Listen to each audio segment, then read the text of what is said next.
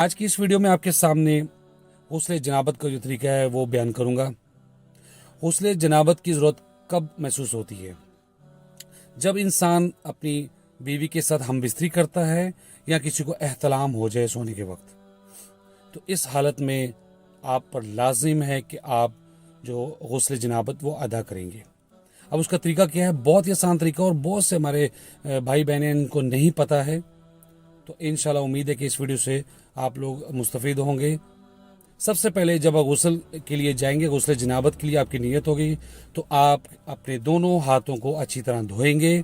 फिर अपने बाएं हाथ से अपनी शर्मगाह को अच्छी तरह धोएंगे। नेवल से नीचे जो है शर्मगाह, उसको अच्छी तरह आप धोएं। और उसके बाद बाएं हाथ को किसी चीज़ के रगड़ के साफ अच्छी तरह करके आप कुल्ली करेंगे। उसके बाद नाक में पानी चढ़ाएंगे, चेहरे को धोएंगे, दोनों बाजुओं को कोहनी तक धोएंगे। उसके बाद सर पर 3 दफ़ा पानी बहाएंगे।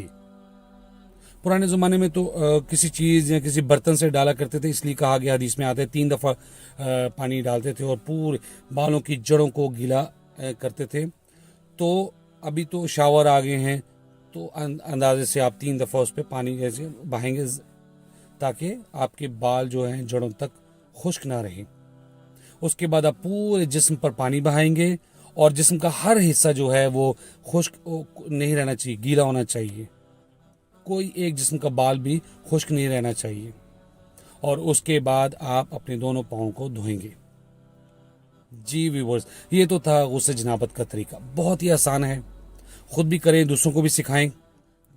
मेरे लिए भी सदका जारिया बनेगा और इंशाअल्लाह आपके लिए भी सदका जारिया बनेगा। हाँ जी, 2 मसले। पहला ये कि जब आप वुज़ू कर रहे हैं गुस्ले जनाबत में, तो आपने सर का मसा नहीं करना। इसकी बजाय आपने 3 दफ़ा पानी सर पे डालना है और बालों को जड़ों तक आप गीला करेंगे। मसा की ज़रूरत नहीं है। और जो वुज़ू आपने गुस्ले जनाबत में किया है, इसके बाद नमाज के लिए दोबारा वुज़ू करने की ज़रूरत नहीं। यही वुज़ू नमाज के लिए काफ़ी है।